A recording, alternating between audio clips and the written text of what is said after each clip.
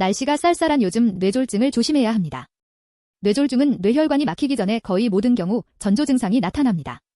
뇌졸중 전조 증상은 뇌졸중이 일어나기 전에 나타나는 몸의 신호들입니다. 이런 증상들은 미리 경고해주는 역할을 해서 빠른 의료 조치를 받을 수 있게 도와줍니다. 뇌졸중의 전조 증상은 여러 가지 모습으로 나타날 수 있고 각각의 증상은 특정한 신경 문제를 보여줍니다. 이러한 증상들을 알아채는 것은 목숨을 구하는 데 매우 중요합니다. 첫 번째 증상은 편측마비 증상. 한쪽 팔이나 다리가 점점 무겁게 느껴지면서 움직이기 힘들어지는 편측마비입니다. 이는 신경계에 문제가 생겼다는 뜻이며 뇌졸중의 전조 신호로 여겨집니다. 밥을 먹다가 갑자기 손에 힘이 빠져 숟가락이나 젓가락을 자꾸 떨어뜨리는 일이 생길 수 있습니다.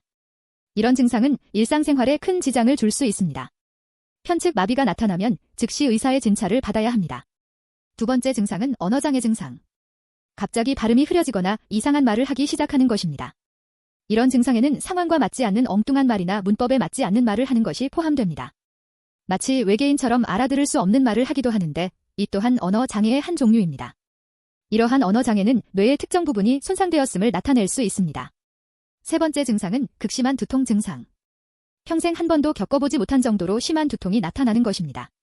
이런 두통은 갑자기 나타나고 매우 심각한 편이며 뇌졸중의 전조 증상일 수 있습니다. 이 두통은 보통 겪는 두통과는 차원이 다를 정도로 심합니다.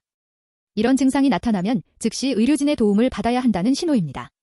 네 번째 증상은 시각장애 증상. 갑자기 한쪽 눈으로 보이는 시야가 가려지거나 사물이 두 개로 겹쳐 보이는 것입니다. 이는 시각적 인식에 문제가 생겼다는 뜻이며 뇌졸중의 전조 증상으로 여겨집니다. 시각장애는 신경계에 손상이 생겼음을 암시하므로 즉시 검사를 받아야 합니다. 이런 증상은 일상생활을 하는데 큰 어려움을 줄 수 있습니다. 다섯 번째 증상은 어지러움 증상. 갑자기 심한 어지러움으로 그 자리에 주저앉게 되거나 일어나 걸으려 해도 계속 비틀거리는 것입니다. 이는 균형 감각을 잃었다는 뜻이며 뇌졸중의 전조 증상일 수 있습니다. 어지러움은 신경계에 문제가 생겼다는 신호이므로 즉시 의사의 진찰을 받아야 합니다. 이런 증상은 넘어지거나 다치는 등 신체적 위험을 초래할 수 있습니다.